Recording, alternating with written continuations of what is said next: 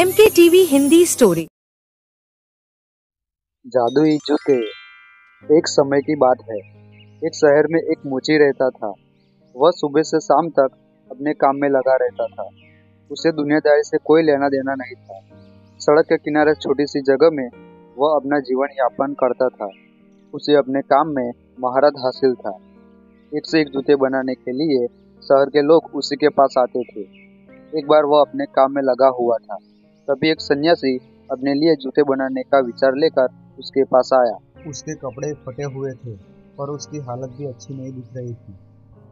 मोची ने सन्यासी से कहा, बाबा, जूते के लिए चमड़ा तो आपको ही देना पड़ेगा, मेरे पास नहीं है। आप चमड़ा लाए हैं?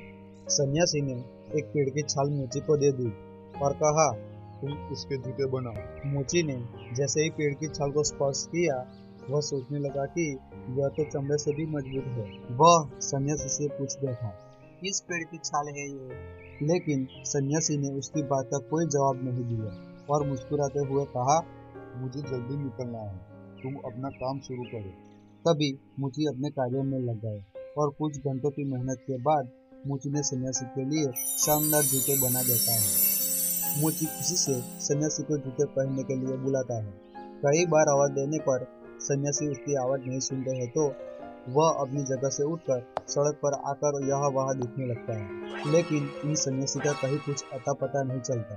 मोची परेशान हो जाता है और सोचता है, भला अब वह इन जूतों का क्या करेगा। मोची को उसकी मेहनत के पैसे भी नहीं मिले थे, इसीलिए वह थोड़ा नाराज भी था। मोची ने सोचा, चलो शायद थोड़ी देर बाद सन्यासी बाबा आ ही जाएंगे। मोची को बैठे बैठे शाम हो गई, लेकिन सन्यासी वापस नहीं आए। मोची के दुकान बंद करने का समय हो गया था। तभी वह सोचता है, थोड़ा सब्जी ले आओ, और वह वही जूते पहन लेता है जो उसने सन्यासी के लिए बनाए थे। और जैसे ही वह जूता पहनता है, अगले ही पल वह सब्जी मंडी में आकर खड़ा हो जाता है, जहां आने की बात वह मन में सोच रहा था। मोची बाजार के बीच में पागलों की तरह बर्ताव करता है, क्योंकि उसे यह बात बहुत अजीब लग रही थी कि वह इतनी जल्दी यहाँ कैसे पहुंचा। वह सोचता है कि उसे तो सड़क के किनारे होना चाहिए, और अगले ही पल वह सड़क के किनारे खड़ा नजर आता है। अब मोची का दिमाग चलना शुरू हो जाता है। उसे समझ में आने लगता है, हो ना हो ये जूते का ही कमाल है, जिसकी वजह से वह पलक झपकते ही कहीं भी पहुंच पा रहा था। इस बात को साफ करने के लिए वह कई जगह मन में सोचता है और एक एक करके हर जगह पल भर में ही पहुंच जाता है। उसकी खुशी का कोई ठिकाना नहीं था, मानो उसने जीवन में सब कुछ पा लिया था। तभी मोची इच्छा करता है कि वह खूबसूरत घर में पहुंच जाए, और वह जूतों के चमत्कार से पलक झपकते ही वहां पहुंच जाता है। घर की सुंदरता देखकर वह खुशी से झूमने लगता है।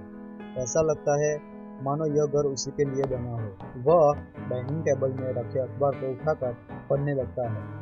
तभी उसे अखबारों में दो देशों के बीच में जंग होने की खबर दिखती है, और उसके मन में जंग को पास से जाकर देखने का विचार आता है, और वह अपनी इच्छा अनुसार उस स्थान पर पहुंच जाता है जहां चारों तरफ से गोलियां चल रही होती है, बम फट रहे होते हैं। और जैसा ही वह जंग के मैदान में आता है तो एक गोली उसके सीने में आकर घुस जाती है, और मोची वही गिरकर अपना दम तोड़ देता है।